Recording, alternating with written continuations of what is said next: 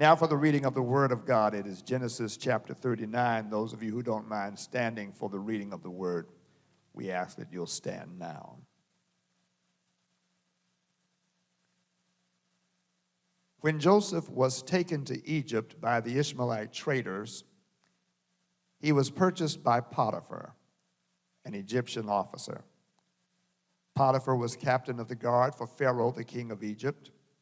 The Lord was with Joseph, so he succeeded in everything he did as he served in the home of his Egyptian master.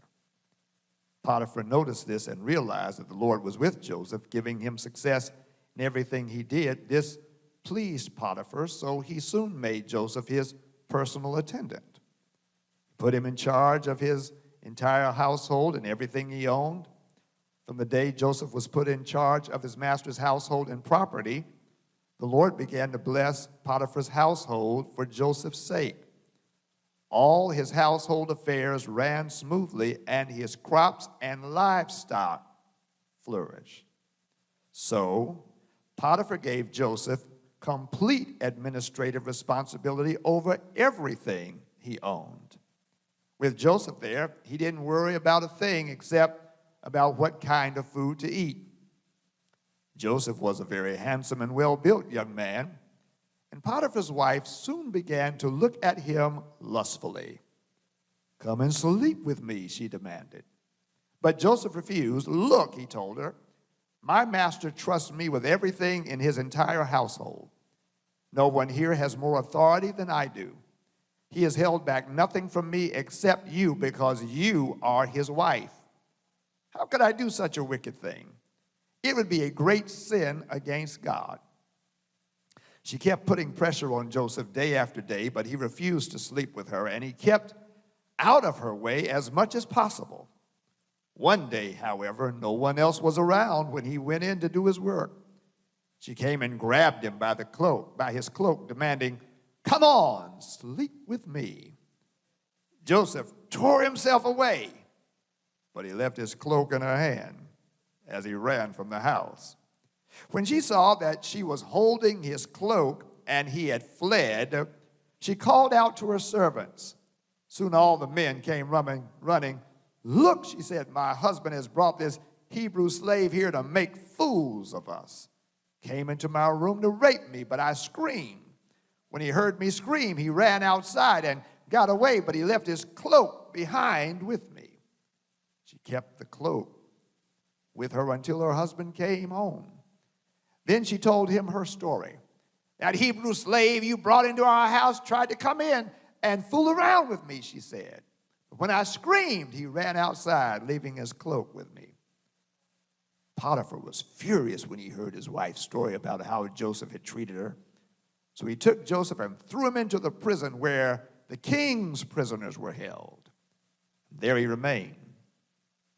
But the Lord was with Joseph in the prison and showed him his faithful love. The Lord made Joseph a favorite with the prison warden. Before long, the warden put Joseph in charge of all the other prisoners, and over everything that happened in the prison. The warden had no more worries because Joseph took care of everything. The Lord was with him and caused everything he did to succeed. Thus far, the word of the Lord. You may be seated.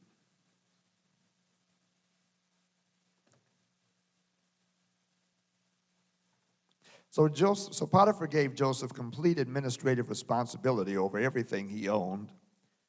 With Joseph there, he didn't worry about a thing except what kind of food to eat. Joseph was a very handsome and well-built young man, and Potiphar's wife soon began to look at him lustfully. "Come and sleep with me," she demanded, but Joseph refused. "Look," he told her, "my master trusts me with everything in his entire household. No one here has more authority than I do. He has held back nothing from me except you, because you are his wife. How could I do such a wicked thing? It would be a great sin against God." I want to preach today from the subject, a path too far. a path too far. As the daughter of Vice President Dick Cheney, Liz Cheney inherited a name and legacy that put her on the path of becoming the third highest ranking Republican in the House of Representatives and as a possible candidate for Speaker of the House. Having won her first election with a margin of 29% and a re-election with a 73% margin, conventional wisdom at the end of 2020 was that she would be a shoo-in for her race in 2022. That was so until January 6, 2021. A violent mob fueled by the rhetoric of the then President Donald J. Trump attacked the U.S. Capitol in an attempt to overthrow the government. And with that, Liz Cheney came to a point of clarity, conscience, and conviction that would alter the trajectory of her political life. The decisions made subsequent to January 6th would place her re-election in 2022 in severe jeopardy. Before her was a point of decision. She could join the ranks of Kevin McCarthy and others who have furthered the lies of a stolen election, or she could maintain her position of speaking the truth. Having voted with President Trump's agenda 90% of the time, the moment of election denial and the subversion of our democracy was a path too far. You see, friends, there are moments when the convergence of clarity, conscience, and conviction place before you a time of decision, realizing that the outcome of the decision puts you on a particular path that leads down certain roads. And the mature and wise life is one that discerns not simply the choice, but the path where the choice leads. You see, the trick of the enemy is to get you only to see the choice. But friends, there is a path that accompanies every choice. And the paths of some choices can lead you into places and spaces that you never imagined for yourself. When they are poorly discerned, you end up scratching your head wondering how you got here. Has that ever happened to you? Have you ever found yourself in a situation and you wondered how in the world you got there? If you were to track it, you could track it back to the fact that there were some choices that you made. And maybe the first choice didn't seem so evident as to where you'd end up. But choices put us on paths that lead us in directions that we may or may not want. And friends, this is quite important because we are confronted with these points of choice and decisions often. They are attached to who we are. They are attached to what we want. They are attached to where we'd like to go and what we like to do. On the one hand, Liz Cheney wanted to serve in the House of Representatives. She wanted to continue representing the people of Wyoming. She wanted to continue to be a voice of clarity, conscience, and conviction, both within her party and within the House as a whole. But to guarantee that possibility, she'd have to deny the legitimacy of the 2020 election. And that was a path too far. Having chosen not to follow that path, she suffered a resounding loss in her bid for re-election. And the speech that she gave on this past Tuesday evening is one that will be remembered and studied for years to come. I was struck by her words. Listen to what she said. A few years ago, I won this primary with 73% of the vote. I could easily have done the same again. The path was clear, but it would have required that I go along with President Trump's lie about the 2020 election. It would have required that I enable his ongoing efforts to unravel our democratic system and attack the foundation of our republic. That was a path I could not and would not take. No house seat, no office in this land is more important than the principles that we are all sworn to protect. And I well understood the potential political consequences of abiding by my duty. It was a path too far. Liz Cheney had certain boundaries beyond which she would not and could not travel. What are your boundaries? What are the guardrails that inform choices and decisions that you make and the paths that they lead? What are your markers that alert you to danger that a certain proposition poses? Because the mature and wise life is one that discerns and avoids a path too far. The life of Joseph, son of Jacob and Rachel, presents us with an example of discerning and avoiding a path too far. At the time of our text, Joseph is enjoying immense blessing and favor. Though sold by his brothers to Ishmaelites who take him into Egypt for auction, Joseph has gained favor in the house of Potiphar, the captain of Pharaoh's guard. God has blessed the work of Joseph's hand in such a way that Potiphar has made him the master of the house, administering everything that pertains to his house and his property. Joseph, a nomadic refugee, oversees the affairs of one of the most trusted men to Pharaoh, who is the leader of the most powerful nation at that time. And Joseph's effectiveness is known and appreciated by all. If you were listening, you would have seen a progression.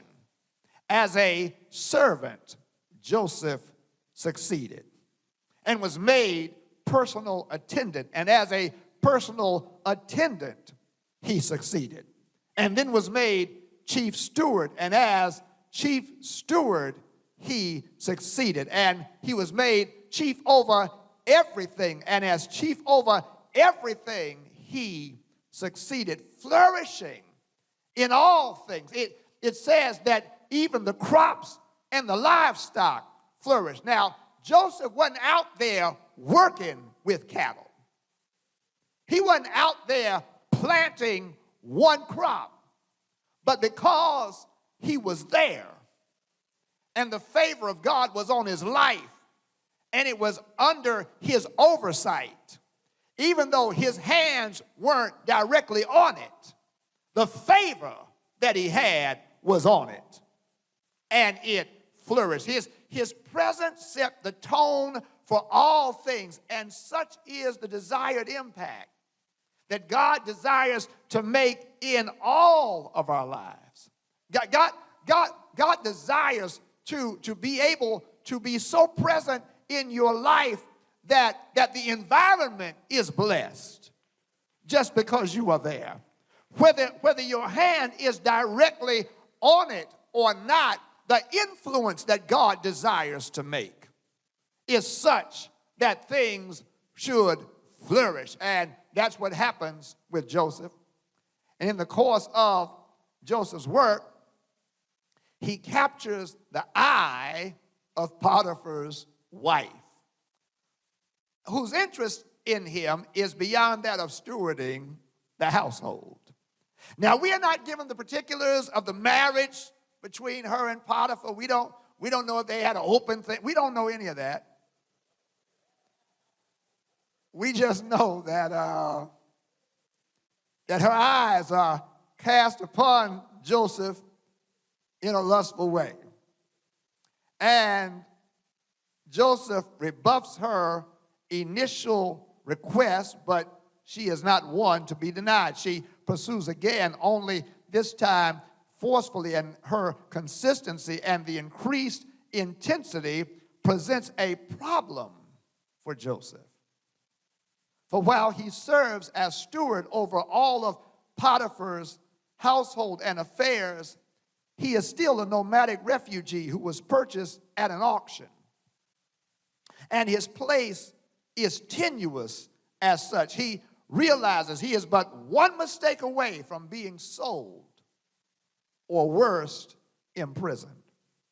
He enjoys the place to which he has risen. He could even see himself doing more and better.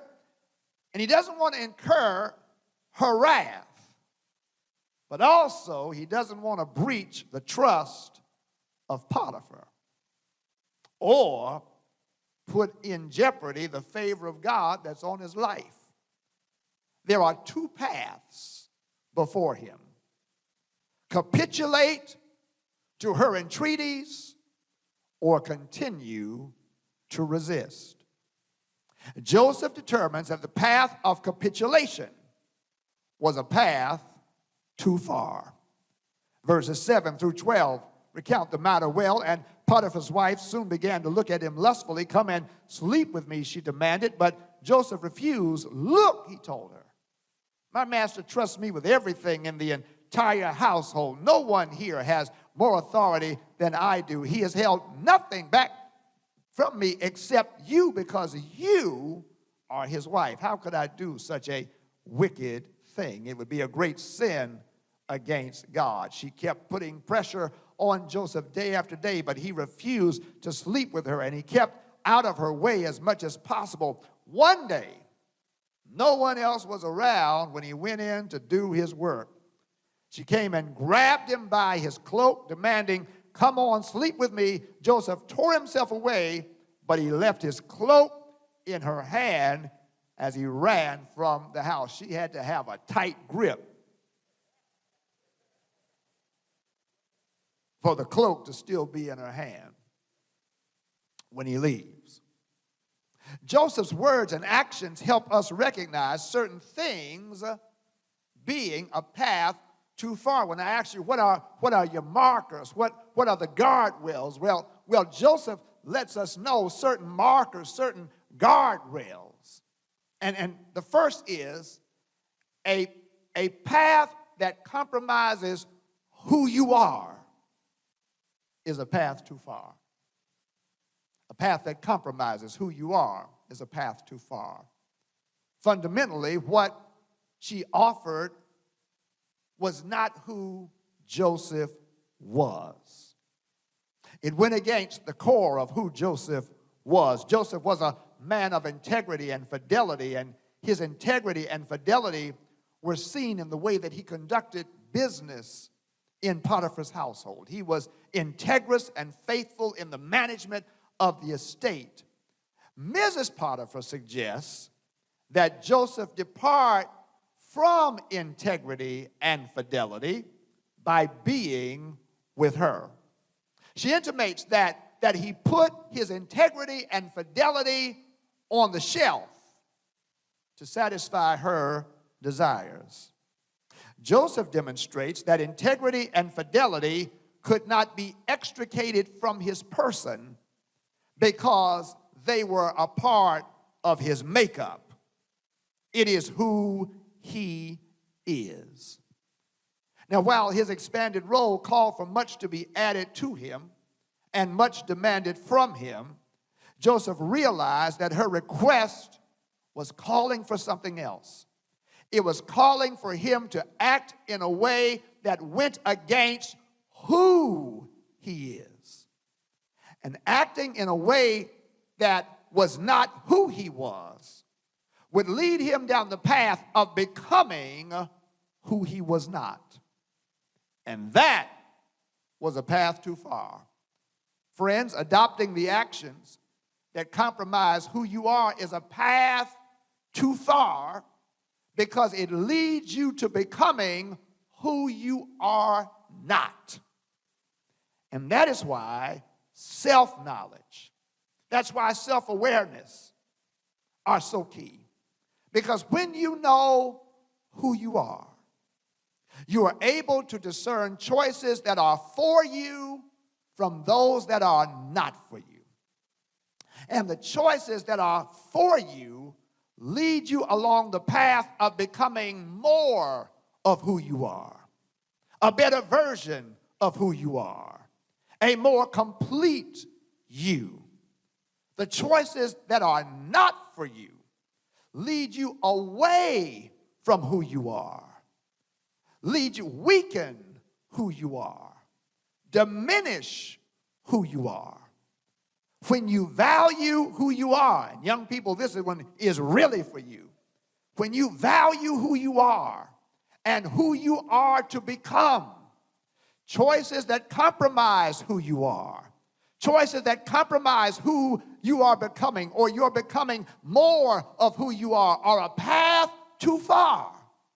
You got to be able to say, I can't go that way. Why? Because that way is not me.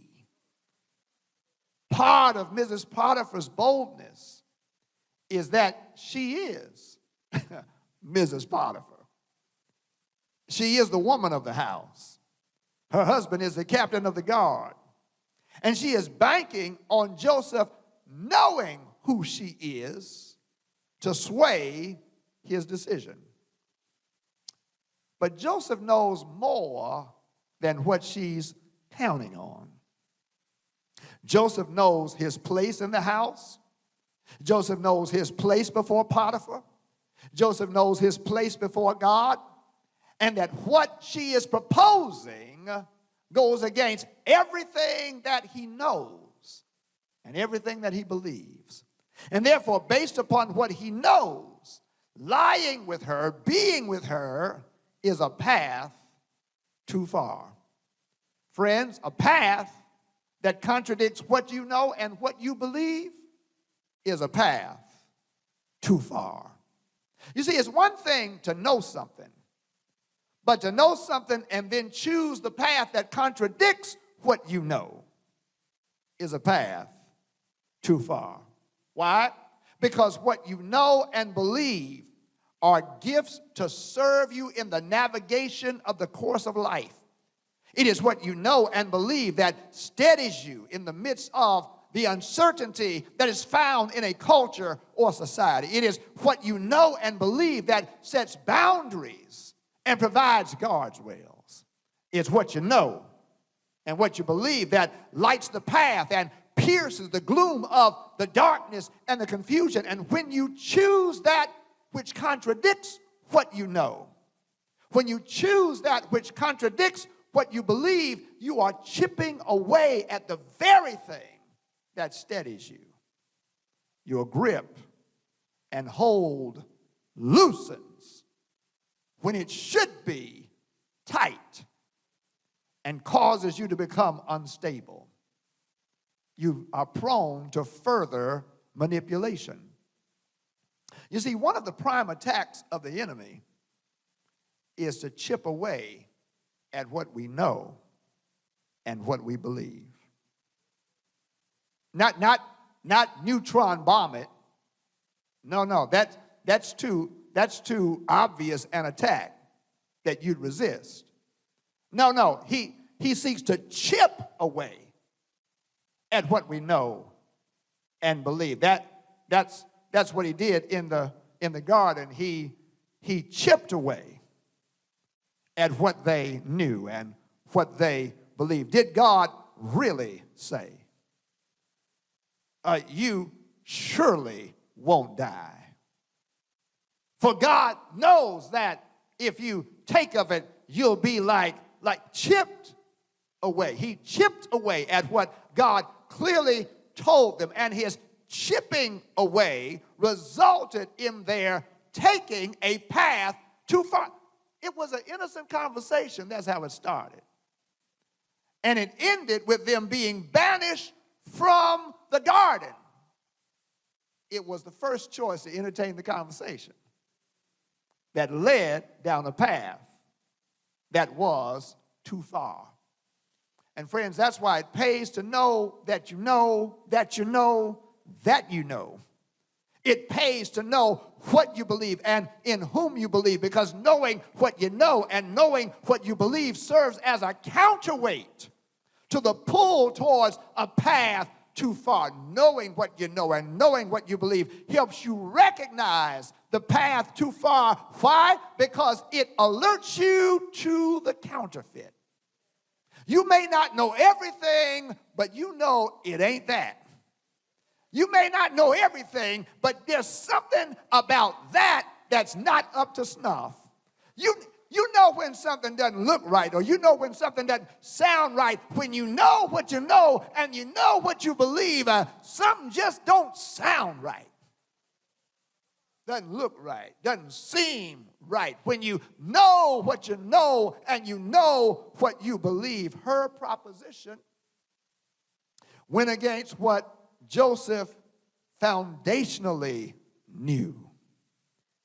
What she proposed was not just against Potiphar. What she proposed was against God.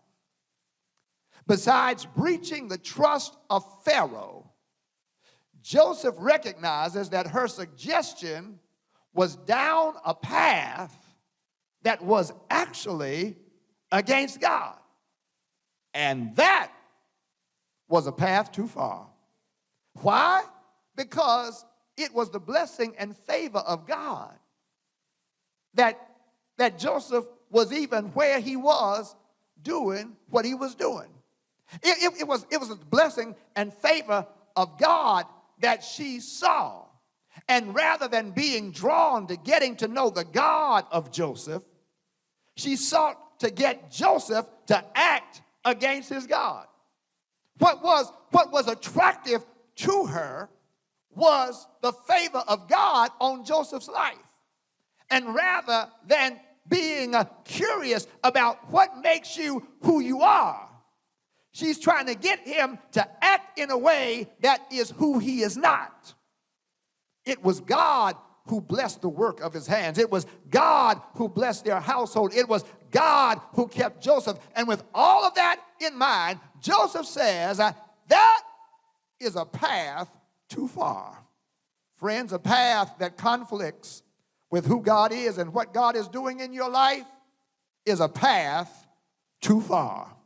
It is God who blesses us. It is God who prospers us.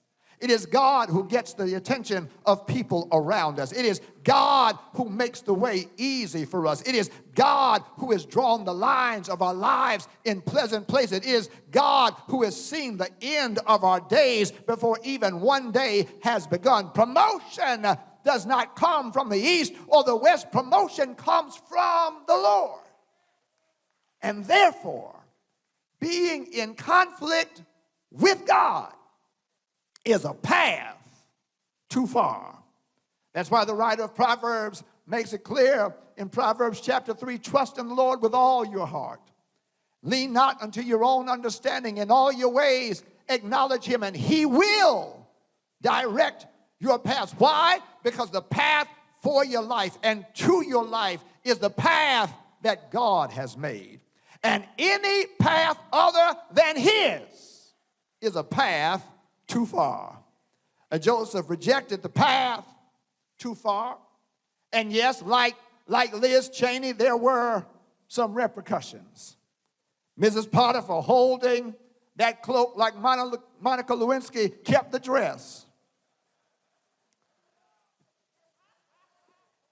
She held that cloak like Monica.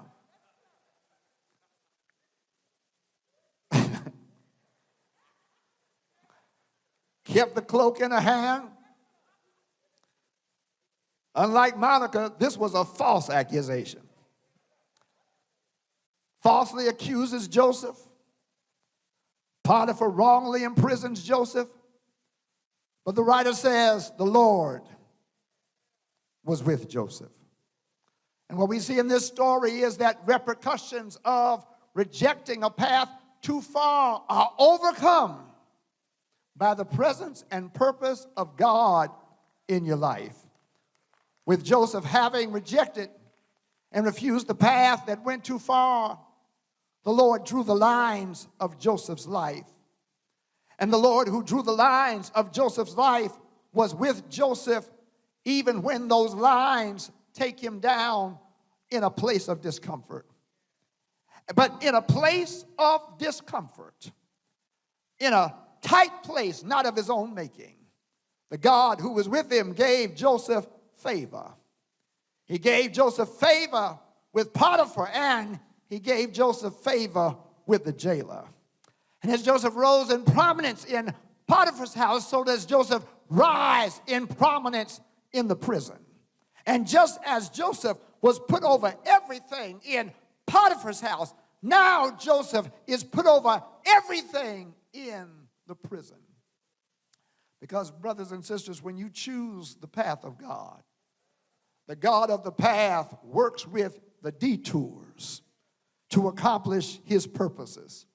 When God's route guidance system has factored every possible detour and obstruction and has prepared the way for his path to be fulfilled. That's why whenever you are taken off the road by your own choice or by a circumstance, there is no buffering in God's route guidance system. It does not take time for something to appear on the screen in terms of how to get you to where you're supposed to be, because God in his eternality has already factored out every possible detour and obstruction and has already prepared the way for his path to be fulfilled. Because the Lord's course is a perfect course. And what God saw for Joseph was more than the house of Potiphar.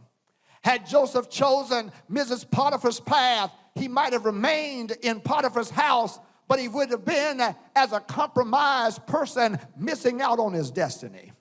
By rejecting Mrs. Potiphar's path and suffering the consequences for remaining true to who he is, Joseph was free, hear me, to become what God intended, which was more than where he was. His life was destined for greater than overseeing Potiphar's house. His life was destined for overseeing the whole of Egypt. It was supplying the needs of the known world. It was rescuing his family. It was preserving the promised line of the Messiah.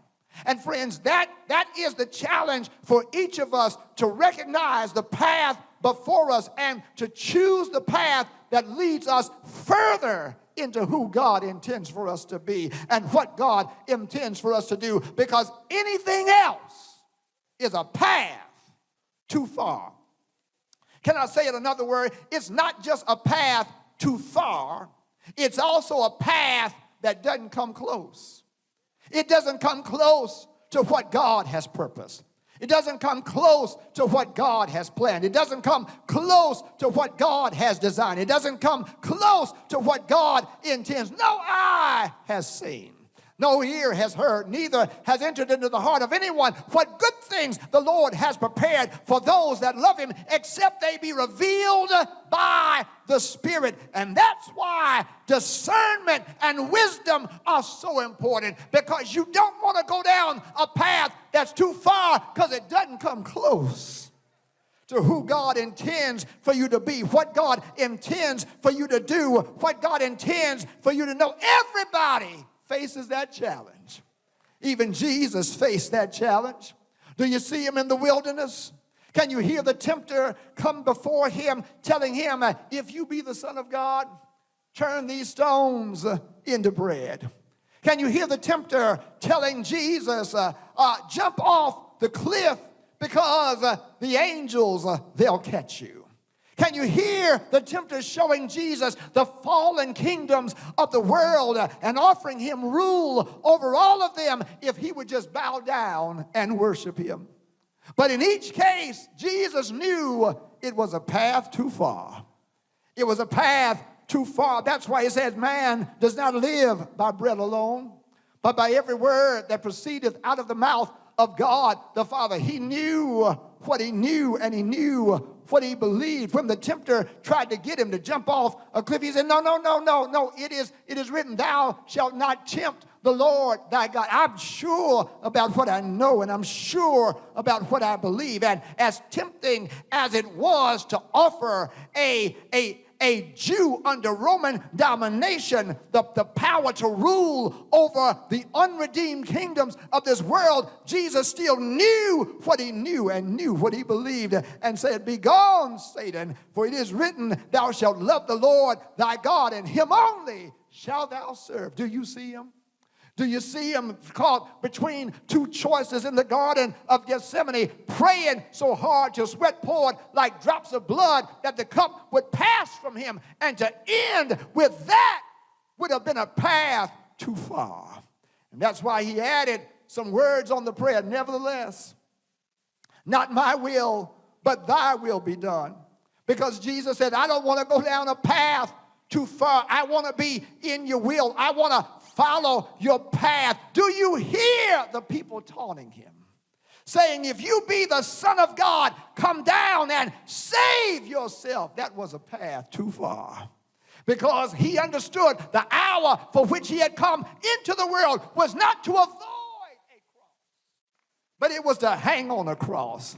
It was not one to come down from a cross. It was one to stay there and be wounded for our transgressions and bruised for our iniquity and chastened for our peace and have stripes for our healing. It was the Father's path. It was the Father's path for him. It was the Father's path, and he knew that the Father's path was more than crucifixion. That's why you got to know what you know, and you got to know what you believe, because even before he went to the cross, he knew that there was more than the cross. He had told them the time is going to come when the Son of Man is going to be offered up, betrayed into the hands of sinful men, be crucified, but that's not the whole path, and be raised on the third day. He understood that if he stayed there and died, the Father still had more for him. There was resurrection on the path. There was redemption on the path. There was the vanquishing of death, hell, and the grave on the path. There was exaltation on the path. And I don't know about you, but I'm glad that Jesus rejected the path too far and chose the Father's path. I needed him to reject the path too far and stay on the Father's path, because he chose to stay on the Father's path. He's able to save we who went down a path too far. Lord have mercy. I'm about to really get excited, because he stayed on the Father's path. He's able to reach everybody who went down a path too far. In other words, there's no path too far for the Lord to reach and redeem. That, my friends, is the gospel. It's good news that however far the path has gone, Jesus is able to find you. He is able to reach you. When we were yet afar off, he reached us and redeemed us. Don't y'all act like y'all been on the path, the good path, all of your life. If the Lord put on the screen how your path was before you met Jesus, the shout is, it did not matter how far down that path you were, the Lord was able to reach you. The Lord was able to rescue you. The Lord was able to redeem you. I thank God that he was able to reach me. I thank God that he was able to rescue me. I thank God he was able to redeem me. And the shout is, he's put us all on the right path. My God, somebody ought to tweet, he put me on the right path. He caught me where I was, but he was able to put me on the right path. David put it like this: he leadeth me in the paths of righteousness for his name's sake. Sometime I'm not thinking about his name, David says, but he's thinking about his name, and he leads me in the paths of righteousness for his name's sake. And the challenge for all of us now, stay on the path. Choose the Father's path.